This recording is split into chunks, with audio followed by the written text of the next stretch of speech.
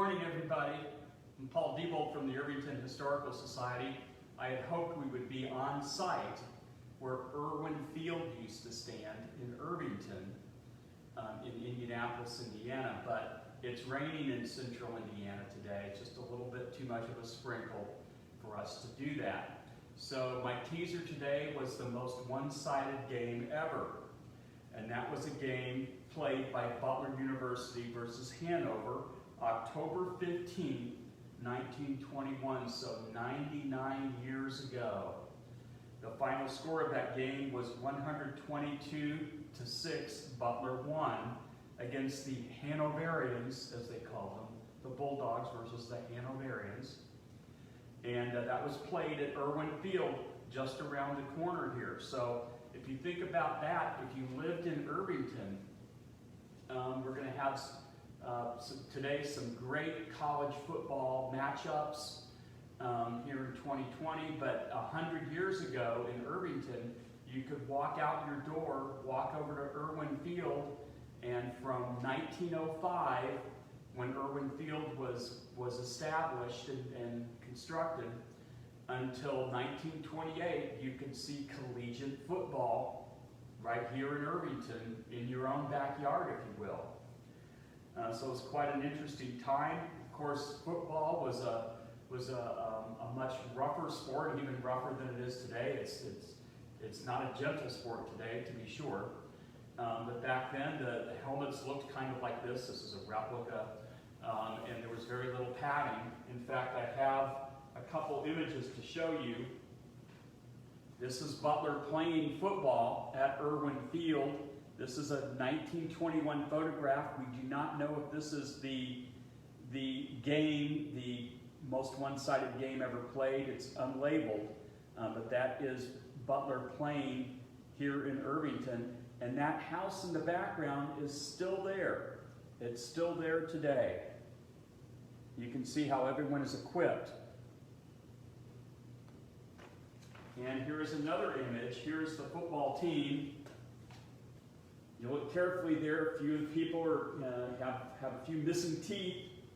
Not surprising the way this game was played at that point in time. So, how was Butler able to run up the score like this? And by the way, this still stands as a collegiate record. And there's some dispute about this. So, the Butler Drift Yearbook says 122-0. However, the official score tally maintained by Butler University says 122-6. So there's a discrepancy there, but the official score was 122-6. By the way, that is 17 touchdowns, 17 successful point-after attempts, which the point-after was part of the game at that point, and one field goal by Butler. We don't know how the Hanoverians scored against the Bulldogs their 6 points. I suspect they made a touchdown, and that was it, because as the reports say, the Hanoverians hardly got close to the Butler side of the field very often, and in the yearbook they described this game as the track meet. Butler began playing football in Irvington here in 1887. Their record that year was 3-0, 3 wins, 0 losses, and that was their first season. They played a few seasons. There was one season where they didn't play, and then it was continuous from that point forward to the present day that Butler had a football program. So how were they able to run this score up so much? Butler had a secret weapon. They had a great coach, Harlan Pat Page, who was a star at the University of Chicago from 1906 to 1910. He was an incredible athlete. He played guard on the football team. He was a three-way All-American. He was an All-American in football, basketball, and baseball. He's one of the very few Big Ten athletes to ever do this. And he was on the Big Ten championship teams in each of those sports for University of Chicago. Quite a man. By 1920, he was coaching. He came here to Butler. This was quite a coup for a little college like Butler that was in an independent league and was not affiliated. There were athletic leagues for football games at that time.